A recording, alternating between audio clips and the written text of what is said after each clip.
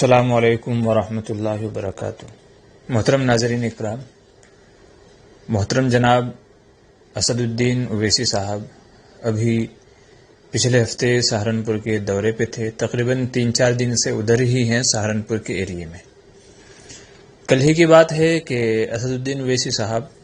ان کی یہ دلی خواہش اور دلی تمنا تھی کہ میں دارالعلوم دیوبند جا کر کے آؤں۔ جیسا کہ بتایا جا رہا ہے کہ انہوں نے ایک وفد مفتی ابوالقاسم صاحب نعمانی، جو اس وقت دارالعلوم دیوبند کے محتمم اور پرنسپل ہیں، ان کے پاس بھیجا اجازت کے لیے۔ تو محتمم صاحب نے منع کر دیا کہ میں ملنا نہیں چاہتا ہوں، اور ان کو بھی یہاں آنے کی اجازت نہیں ہے، منع کر دیا، جس کی وجہ سے اویسی صاحب وہ دارالعلوم دیوبند نہیں جا سکے زیارت کے لیے۔ تو اب ایسے میں سوشل میڈیا پر ایک طوفان بدتمیزی برپا ہو گیا، طرح طرح کے الزامات مفتی شیخ الحدیث مفتی ابوالقاسم صاحب نعمانی کے اوپر، ارباب دارالعلوم دیوبند کے اوپر اور دوسرے حضرات کے اوپر لگائے جا رہے ہیں کہ جب فلاں بی جے پی کا لیڈر یا نیتا آتا ہے یا دوسرے وہ آتے ہیں، اکھلیش آتا ہے، یہ آتا ہے، وہ آتا ہے، تب تو دارالعلوم کے دروازے کھلے ہوئے ہوتے ہیں، ان کا استقبال کیا جاتا ہے، ان کو خوش آمدید کہا جاتا ہے، اور مسلم قائدین، یا یوں کہہ لیجئے کہ اس وقت جو مسلمانوں کے قداور لیڈر ہیں، رہنما ہیں، اور مسلمانوں کی آواز ہے، محترم جناب اسد الدین اویسی صاحب، جب وہ اجازت چاہتے ہیں تو ان کو منع کر دیا جاتا ہے۔ تو گویا مفتی ابوالقاسم صاحب اور ارباب دارالعلوم دیوبند کے اوپر گھٹیا طریقے سے الزام تراشیاں کی جا رہی ہیں، ان کو دوغلا، بکا ہوا، اور نہ جانے کیسی کیسی باتیں کہی جا رہی ہیں۔ تو اس سلسلے میں عرض ہے کہ ایسے لوگوں تک جو یہ افواہیں اور گالیاں، الزام تراشیاں جو کر رہے ہیں، ان تک آدھی ادھوری معلومات پہنچی ہے، جس کی بنیاد پر مزید غلط فہمیاں پیدا ہو رہی ہیں، اور کچھ لوگ ایسے ہیں کہ جن کو صرف موقع چاہیے دارالعلوم، ارباب دارالعلوم کو بدنام کرنے کا، مسلمانوں میں آپس میں انتشار، خلفشار پیدا کرنے کے لیے، اور آپس میں لڑانے کے لیے، اور غلط فہمیاں پیدا کرنے کے لیے۔ بس ان کو کوئی چھوٹا سا کلو چاہیے، چھوٹا سا سرا چاہیے، جس کو وہ رائے کا پربت بنا کر کے پیش کرتے ہیں۔ اور ایسا ہی ہوا کہ اویسی صاحب کے اس معاملے کو بھی بہت بڑھا چڑھا کر کے بدنام کیا جا رہا ہے، جبکہ حقیقت یہ ہے معتبر ذرائع سے، جو اسد الدین اویسی صاحب کے جو پروگرام ارینج کر رہے تھے اور ان کے جلسے اجلاس میں جو شرکت کر رہے تھے،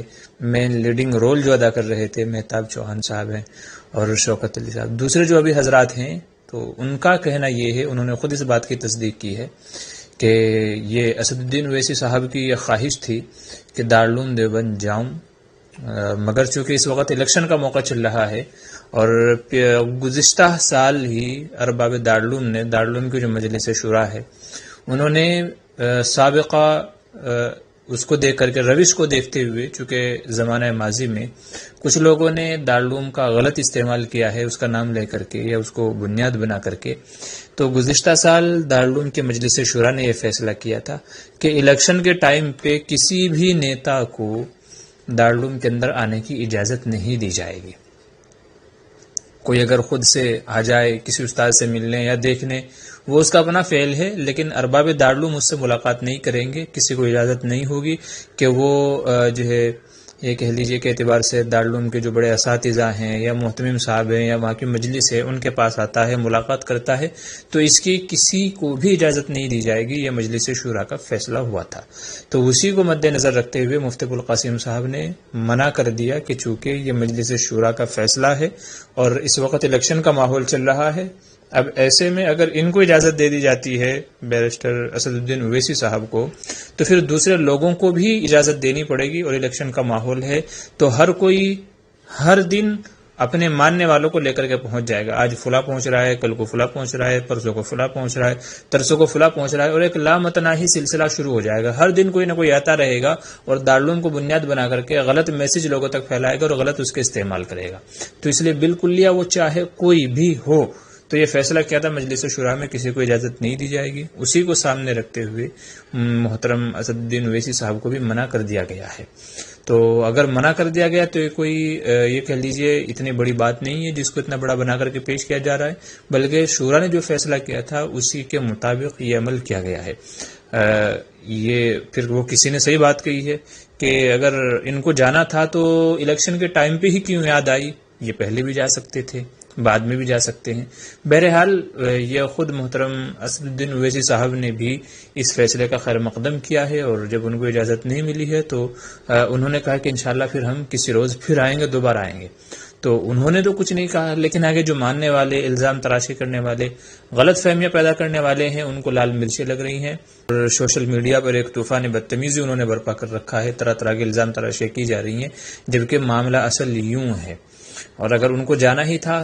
بیرسٹر اسد الدین اویسی صاحب اگر ان کو جانا ہی تھا تو وہ چلے جاتے، تو کوئی ان کو منع نہیں کرتا تھا، لیکن وہ جس لیول پہ جانا چاہ رہے تھے کہ وہاں کی جو ارباب ہیں وہ مجھ سے ملیں، ملاقات کریں، اور ایک اس کو پروفیشنل طریقے سے جو وہ جانا چاہ رہے تھے، تو ظاہر ہے کہ وہ مجلس شورا کے خلاف ہے، تو اس لیے ان کو اجازت نہیں ملی۔ ہاں وہ ایسے اگر ان کو جانا ہی تھا تو وہ چلے جاتے، امید ہے انشاءاللہ کوئی بھی منع نہیں کرتا، وہ جا کر کے محتمم صاحب سے ملاقات کرتے، وہ بھی ملتے، کسی اور استاد سے ملتے تو وہ بھی ملاقات کرتے، مہمان خانے میں جا کر رکنا چاہتے تو وہ بھی ان کو اجازت ملتی۔ تو وہ اپنے پرسنلی انڈیویجول طریقے سے اگر وہاں جاتے تو کوئی منع نہیں کرتا، نہ ملنے سے اور نہ ہی کسی چیز کی زیارت سے یا دیکھنے سے کوئی منع نہیں کرتا، لیکن وہ پروفیشنل طریقے سے جانا چاہ رہے تھے جو کہ شورا کے فیصلے کے خلاف ہے، اس لیے مفتی ابوالقاسم صاحب نے منع کر دیا۔ بس یہ اتنی سی حقیقت ہے، اور یہ تمام باتیں ان لوگوں نے بتائی ہیں جو وفد 5 لوگوں کا جو وفد مفتی ابوالقاسم صاحب کے پاس پہنچا تھا، اور مفتی صاحب نے پوری صورتحال ان کے سامنے رکھ کر کے بتا دیا تھا۔ تو اس میں کوئی ایسی بڑی بات نہیں ہے، لوگوں کو سمجھنا چاہیے، صحیح بات سمجھنی چاہیے۔ دارالعلوم جو ہے وہ پورے ایشیا یا دنیا بھر کے مسلمانوں کے لیے ایک عقیدت کی اور محترم جگہ ہے، وہاں کا جو فیصلہ ہوتا ہے ہمارے سر آنکھوں پر ہے، اور جو بھی فیصلہ ہوتا ہے بڑا دور اندیشی کا فیصلہ ہوتا ہے، تو اس لیے ہم اس فیصلے کا خیر مقدم کرتے ہیں، اور ہمیں امید یہ ہے کہ جو سمجھدار طبقہ ہے وہ انشاءاللہ اس بات کو سمجھے گا، اور اس کے اندر کوئی برائی بھی نہیں ہے۔ تو اس لیے یہ موقع ایسا ہے کہ اس موقع پہ خلفشار انتشار نہ پھیلائیں، بلکہ چیزوں کو سمجھیں، حکمت کو سمجھیں، اور کیا فیصلہ، کیا بات ہے، اس کے پس منظر کیا ہے، بیک گراؤنڈ کیا ہے، اس میں کیا مصلحت پوشیدہ ہے، اس کو سمجھیں، اور آپس میں بجائے انتشار کے اتحاد و اتفاق پیدا کریں۔ یہ موقع ایسا ہے کہ اگر ہم نے یکتائی کا ثبوت نہیں دیا، اتحاد و اتفاق کا ثبوت نہیں دیا، تو آنے والے زمانے میں اس کا بڑا خسارہ ہم لوگوں کو بھگتنا پڑ سکتا ہے۔ تو اس لیے یہ چھوٹی چھوٹی باتیں بھول جائیے، اس کو آنے نہیں دیا، اس کو آنے دیا، یوں نہیں ہوا، وہ نہیں ہوا، اس چیز کو بھول جائیے۔ محترم اسد الدین اویسی صاحب جس کے لیے ہم مسلمانوں کو جمع کرنا چاہ رہے ہیں کہ ہمارا متفقہ ووٹ ایک پلیٹ فارم پر پڑے، ایک بندے کو ہم جتا کر کے لے کر کے آئیں تاکہ ہندوستان میں ہماری اپنی شناخت بنے، ہمیں چاہیے کہ اس کے اوپر فوکس کریں، اور ہم متفق اور متحد ہو کر کے ایک ہی بندے کو ووٹ کریں تاکہ وہ ہماری آواز بن کر کے ایوان میں پہنچے، اہل ایوان، اہل اقتدار تک ہماری آوازوں کو پہنچائے، اور ہماری جو پریشانیاں ہیں، جو ہماری تکلیفیں ہیں، ان کو اجاگر کرے دنیا والوں کے سامنے، لوگوں کے سامنے، اور ہمارے حق میں بولے۔ تو جس کے لیے محترم بیرسٹر اسد الدین اویسی صاحب محنت کر رہے ہیں، تو ہمیں اس پہ فوکس کرنا چاہیے، نہ کہ ان چھوٹی چھوٹی باتوں میں الجھ کر کے اور آپس میں انتشار پیدا کریں اور ووٹ کاٹیں۔ تو اس سے بچیں، اللہ کے واسطے، اللہ کا واسطہ دے کر کے عرض کرتا ہوں، یہ چھوٹی موٹی باتیں بھول جائیے۔ اسد الدین اویسی صاحب انشاءاللہ پھر کبھی آ جائیں گے، زندگی پڑی ہے، جب چاہیں جب آ جائیں گے، ان کو اجازت ہے اس چیز کی، کبھی بھی وہ آ سکتے ہیں، ملاقات کر سکتے ہیں، زیارت کر سکتے ہیں۔ یہ کوئی اتنا بڑا معاملہ نہیں ہے، معمہ نہیں ہے جتنا بنا کر کے اس کو پیش کیا جا رہا ہے۔ تو اللہ کے واسطے یہ الزام تراشیاں، غلط فہمیاں، انتشار پھیلانا لوگوں میں، اس کو بند کر دیجئے۔ جو مقصد وہ لے کر کے چل رہے ہیں اس مقصد پر فوکس کیجئے اور اس میں لگ جائیے، خود بھی جڑیے، دوسروں کو بھی جوڑیے، اور اس کے پیچھے محنت کریے تاکہ ہم مسلمانوں کا مستقبل ہندوستان کے اندر بہتر سے بہتر ہو۔ کسی شاعر نے کہا ہے، وطن کی فکر کر ناداں مصیبت آنے والی ہے، تیری بربادیوں کے مشورے ہیں آسمانوں میں، اگر اب بھی نہ سمجھو گے تو مٹ جاؤ گے اے مسلمانوں، تمہاری داستاں تک نہ ہوگی داستانوں میں۔ بس یہی چند باتیں کہہ کر کے بات کو اپنے ختم کرتا ہوں۔ غلط فہمیاں دلوں سے نکال دیجئے، متحد ہو جائیں، متفق ہو جائیں، اور اپنے مستقبل کو سنوارنے کی فکر کیجئے۔ جس چیز کے لیے محنتیں ہو رہی ہیں اس میں اپنا یوگدان دیجئے، قربانی دیجئے، اور اس کے پیچھے محنتیں کیجئے۔ اللہ ہم سب کا حامی و ناصر ہو، سب کی تکلیفوں کو ختم فرمائے۔ السلام علیکم ورحمۃ اللہ وبرکاتہ۔